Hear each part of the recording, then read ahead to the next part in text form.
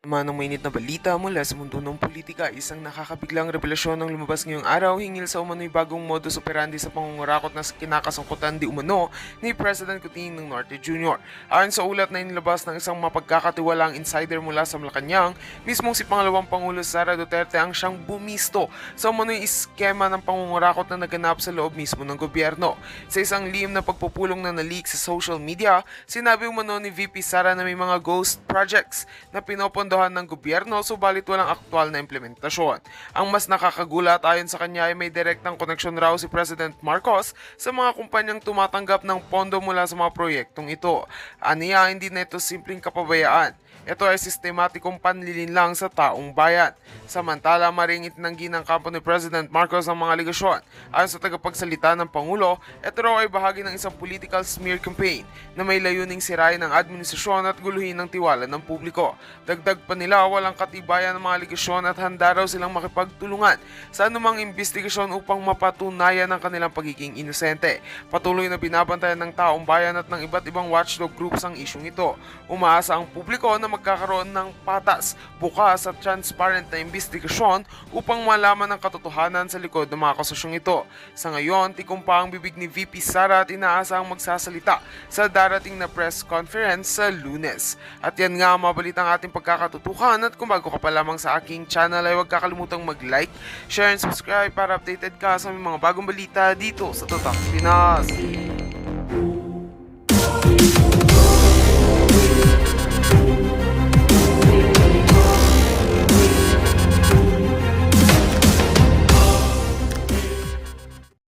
Na bakit kayang-kayang bayaran ng mga Duterte ang 16 na lawyer. Alam nyo, hindi naman kasi katulad nyo ang mga Duterte na puro pera na lang ang pinapaikot sa mga buhay nyo.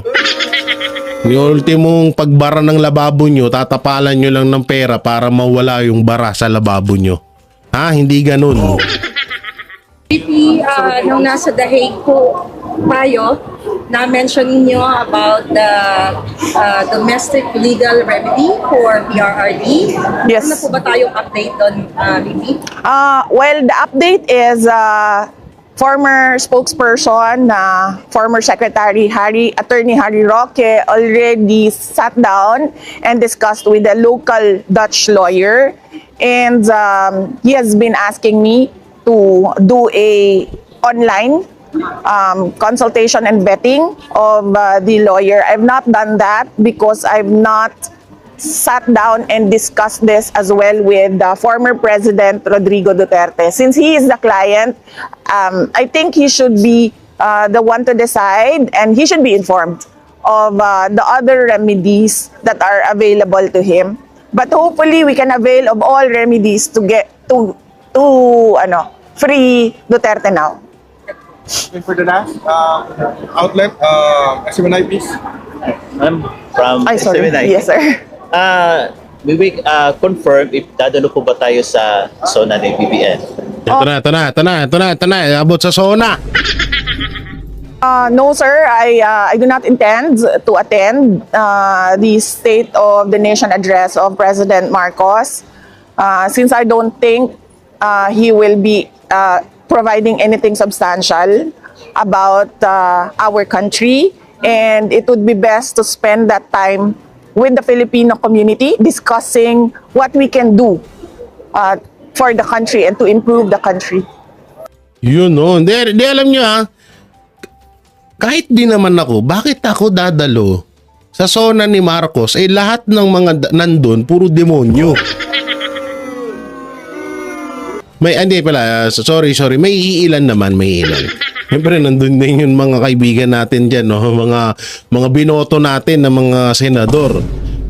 So, bakit ako dadalo doon sa SONA na yon? Unang-una, kagaya na sinabi ni Vice President Sara Duterte, wala namang ginawa si Marcos na maganda sa Pilipinas. At ano pa ba ang asahan mo sa SONA na yun? Hindi puro na naman kasinungalingan. Sa madaling salita, scammer. 'Di ba? Puro kasinungalingan ng mga lalabas or maririnig mo dun sa SONA. Tsaka kaplastikan naman ata, 'di ba? Kaplastikan naman sa side ng mga Duterte na pupunta ako ng SONA ni Marcos samantalang tinatarantado niya ako.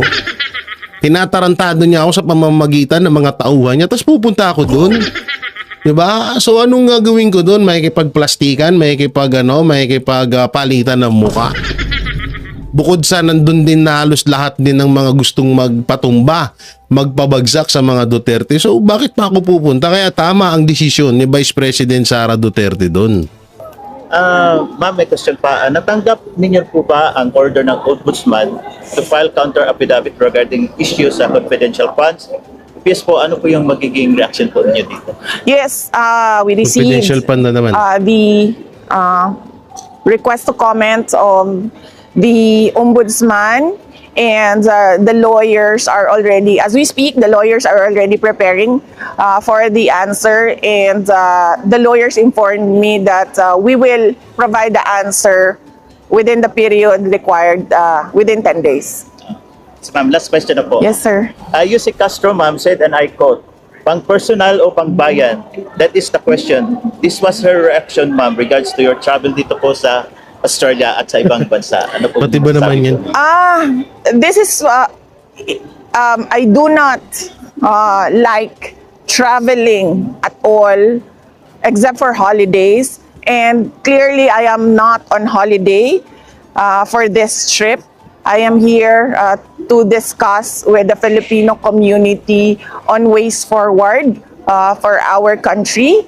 And of course, how we can push the administration to do more for our country. And Yan na, siguro naman, naiintindihan nyo yan. Ang linaw-linaw. the Philippine government should not discount the contributions of the Filipino communities worldwide, because first, they've been sending dollars, millions and billions of dollars to the country. And second, they have the experience that people like us who have not worked, who have not lived abroad, they have that experience. So they know the best practices around the world. So it's good to sit down and discuss with them. Maraming salamat po, ma'am. Thank you. Wala na kayo ibang question? Sayang naman yung ating ano dito, no? Nagbayad tayo. Nagbayad ba tayo? Oo, nagbayad tayo ng plane ticket and all para lang. We paid for plane ticket and all. So, ask questions. Yes. Nako sisitayin na naman ni Castro yan. Yes. Mga usap-usapan na gusto ba makakipag-reconcile ng iyong dating ka-unit team sa iyo? Yan ba ay may katotohanan? No, ma'am, I've not received any requests for a sit down or any meeting with President Marcos. I have no ill feelings with him Ay, ito yung fake with news. regard to the political persecution that I am receiving from the administration, because that is part of the life of a politician. I have problems with his performance as president, and I have problems with the violations of our fundamental law, our constitution, particularly Kahit saan mong tignan ng anggulo si Vice President Sara Duterte, ang ganda. No? with the rendition of former President Duterte. That was really an affront to Philippine sovereignty. Recently po sinabi din niya na hindi daw siya makikialam sa inyong impeachment. So, alam naman natin Ito na naman bago-bago tayo. siya ng statement. And now, there's this new statement. Ano naman ang maisasabi mo? Ito ba ay panibagong drama na naman? Kasi on and off, iba-iba yung statement ng ating presidente. Well, I am happy that you have observed that behavior of the president. He gives conflicting statements. Truly, the very first day of his administration. In fact, he has not followed through with any of his campaign promises, and that is an example of the conflict with regard to our president. And budol in English is scam, no? Yeah. Well, we are not. We're not surprised. He has the hallmark of a scammer. Vice President, Ay! Di talaga gano'n naman kasi. Pero di alam mo hindi ko na lang talaga alam kung paano nalulunok ni Marcos Jr. na paulit-ulit siyang mambudol. Paulit-ulit niyang lokohin ng mga Pilipino. Kasi una pa lang about impeachment, kahit nga lang dun kay Pastor pa lang sa nangyari dun sa KOJC. Siya yung leader, kaya niyang ipahinto yun. Yung impeachment, kaya nakabuelo ang mga makakaliwa dyan dahil din kay Marcos Jr. Kasi biruin nyo na lang kung ikaw ay matinong presidente, bakit mo hahayaang ang isang convicted child abuser mamuno sa impeachment laban kay Vice President Sara Duterte. So, ibig sabihin, gusto mo din yun. Or baka pangalawa, baka takot ka lang sa nasnip mo. Speaking ibig sabihin po ng nasnip ay pinsan.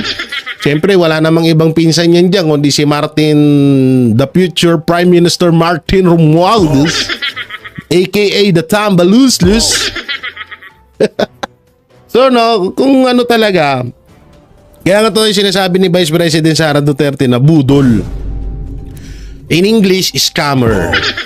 No, talagang hanggang ngayon paulit-ulit to tayong niloloko ni Vice President, ni Pangulong Duterte, ayoko kasi talagang tawaging Pangulo to si Marcos Kasi hindi mo talaga siya makikitaan din na siya ay isang pangulo ng bansang Pilipinas. No, kung doon pa lang sa impeachment talaga kayang-kaya mong pahintuin yun kung kagustuhan mo. Tapos ngayon sasabihin mo, wala kang hindi ka mangingielam. Umpisa pa lang nangielam ka ng hayop ka. Tigil-tigilan mo kami sa kasinungalingang mong hayop ka. Wala ka talagang kwentang hayop ka. Ikaw ang Triple H ng Pilipinas. Lahat na lang ng kahayupan nasa iyo na.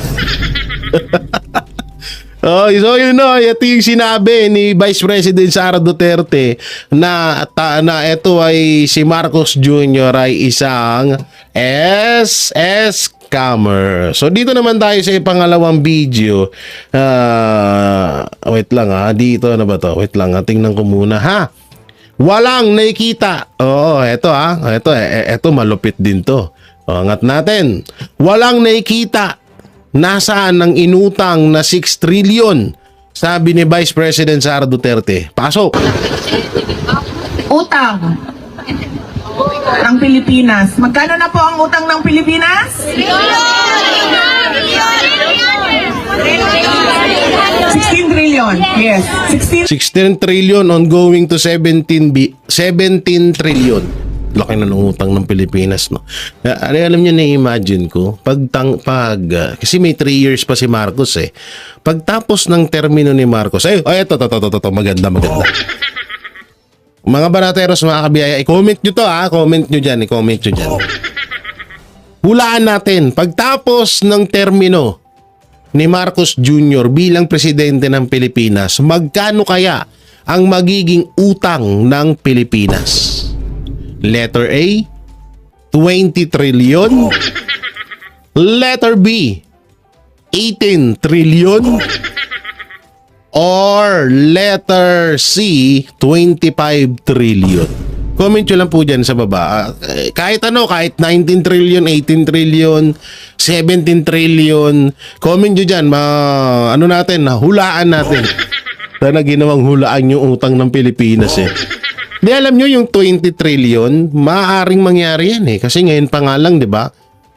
3 years pa lang nanunungkulan si Marcos Jr. Umabot na ng halos parating na sa 17 trillion ng utang ng Pilipinas. Ang masakit pa doon, wala namang build project or wala namang mga proyekto na nangyari dito sa Pilipinas. Wala tayong nakikita Kahit man saan kayo maghanap niya, sige nga, maghanap nga kayo. Subway, kay Pangulong Duterte pa yan. Tsaka pangalawa, bago mo sana solusyonan yung subway na yun, solusyonan mo yung baha sa Pilipinas. Anak ng teteng, baka mamaya yan pa yung maging mitya ng buhay ng mga Pilipino. Gawa ng nasa ilalim ng lupa yan paano kapag sobrang taas na ng tubig nalunod yung mga pasahero doon. Anak ng teteng ka. Trilyon ang utang ng Pilipinas. Pero at yan ay mamanahin ng mga future generation of Filipino. O yan ka ng future, ma'am. Dari lang sa takaron. Pero, bakit hindi natin nakikita? Mag-utang, ganito, example ha. Mag-utang ako. Yan. Kasi gagawa ako ng railway system from Tawi-Tawi to Apari. Yun! Diba? Mag-utang ako ng ganyan. Understandable. Kasi hindi mo naman yan kukunin sa sariling budget. Diba? It has to be a foreign-funded project. Pero bakit 16 trillion ang utang natin? And wala din tayong nakikita. Tama. Kaya nga yun na, dyan nga na, dyan nga bumibingo etong administrasyong Marcos na yan. Kasi nga, biruin nyo, ang laki-laki na ng utang ng Pilipinas, ayan ako. Ni Kusing, wala tayong nakikitang nagastusan ng 16 trillion na yan. O baka sabihin nyo, Jay, ba't sinisisi mo 16 trillion kay Marcos? O sige, nung bumaba na po sa pwesto etong si Pangulong Duterte bilang presidente ng Pilipinas, nag-iwan po siya ng halos nasa 10 to 11 trillion na utang ng Pilipinas. Bina natin partida ho, nagka-pandemya at hindi po lahat ng 11 trillion na yan ay sa administrasyong Duterte lang. So ano po yan hanggang kay Erap, kay Gloria, kay Ninoy, kay Ramos. Paalala lang po nasa 4.4 kung hindi po ako nagkakamali, paki-correct na lang ako sa comment section. Nasa 4 trillion po ang naging utang ng Pilipinas nung panahon ni Pangulong Rodrigo Roa Duterte. Partida, nagkaroon pa po ng pandemya. Ngayon, 3 years pa lang nanunungkulan itong si Marcos Jr. Or nahalal, hindi pala nanungkulan. Nahalal bilang presidente ng Pilipinas ay mayroon na po siya ang 16 trillion na utang. So 11, 12, 13, 14, 15, 16. 5 trillion sa loob ng 3 years. Partida ho, 3 years. Yung 4 trillion ni Pangulong Duterte, partida nagka-pandemya pa at yun po sa loob po ng buong termino niya. Diba? So tama yung pinapaliwanag dito ni Vice President Sara Duterte. Wala naman ho sanang problema na tumaas yung utang ng Pilipinas kung merong nakikitang proyekto na nagagawa ang administrasyon. Kaso wala naman May nakita ba kayo? Meron kami, meron ako nakikita na baka lang naman. Baka kaya umabot ng 5 trillion or nadagdagan ng 5 trillion ng utang ng Pilipinas, baka yan yung ginagamit sa pamamalakad or paglalakad or pag-push ng mga katulad niyan ng impeachment laban kay Vice President Sara Duterte, ng pagdala kay Pangulong Marcos kay Pangulong Duterte sa Netherlands. Baka yan yung mga pinaggamitan. Baka nga yun. Eto ang ganda ho ng paliwanag ni Vice President Sara Duterte dito.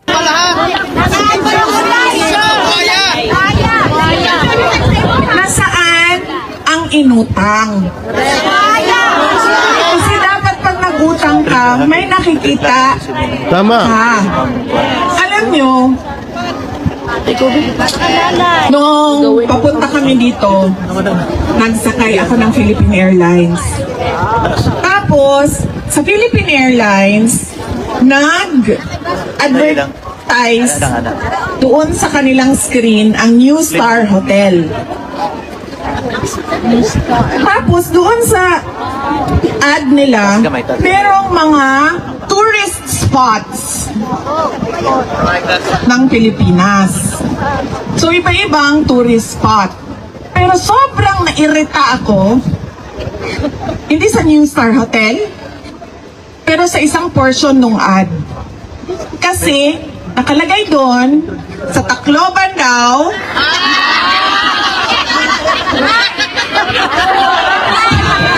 Yan na, patay na. Ano tourist spot niyo doon? Diba? Ano ba? San Juanico Bridge. Paano magiging tourist spot ang San Juanico Bridge? Maaari ito sa Bicol, may tuturing na tourist spot doon. Yung pinakamahabang, ano bang tawag doon, nakalimutan ko.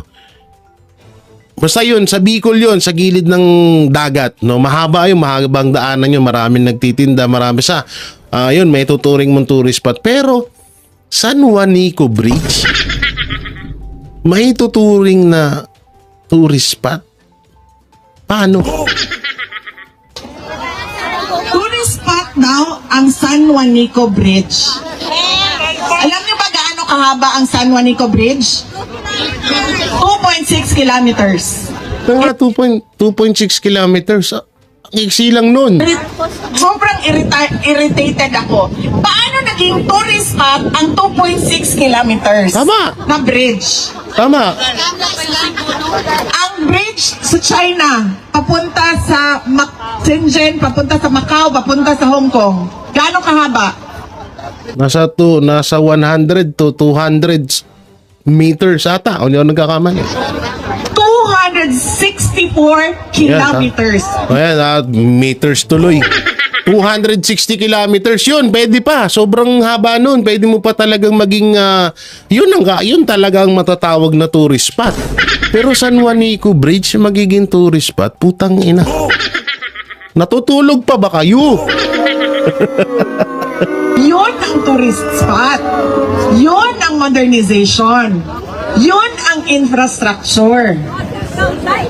Hindi ang 2.6 kilometers na San Juanico Bridge na ngayon, nagkakagulo pa paano ayusin. Diba? Hindi ko alam bakit hindi nakikita yon ng administration. Kasi nga ni, kunwari nga ni, yun ay kinukuha na ng pundo ng administrasyon, kaya magiging tourist spot. Tapos, yun ay lalaanan nila ng napakalaking pondo galing sa kaban ng bera ng bayan. At kapag nilaanan nila ng bilyong-bilyong pondo yun, ang kakatwiran nila ay ang San Juanico, ay ang San Juanico Bridge, excuse me po, sorry, hindi ko po sadya yun, no? Yung San Juanico Bridge po ay dadahilan nila diyan kapag sinita ng taong bayan, ay sasabihin nila, hindi okay lang kasi tourist spot yan. Ginastusan ng malaki yan kasi tourist spot yan, malaki ang nakukuha ng pondo, malaki nakukuha ng gobyerno dyan. Malamang yun talaga ang mangyayari dyan. Hindi tourist spot ang 2.6 kilometers. Ang Tama. 264 kilometers, yan ang tourist spot. Hindi, kahit hindi 264, kahit 200 kilometers na lamang po. Sabihin na natin 150 kilometers, pero 2 kilometers katarantaduhan. Umutang ka, gumawa ka ng 264 kilometers na tulay sa Pilipinas. Kahit hindi nagkailangan ng tulay, gawan mo ng tulay. Kasi Ano yun? Naalala ko yung panahon ni Noynoy Aquino. Nagkaroon ng tulay na walang ilog. 264 kilometers yan. Tulay, tulay, tulay. Diba? Cagayan de Oro, to Siquijor, to Dumaguete, tulay papuntang Cebu, Cebu papuntang Bohol, Bohol papuntang Leyte, sa Amar papuntang Bicol, yan. Romblon papuntang Marinduque, Marinduque papuntang Batangas. Hala, tulayan mo yan lahat. Yan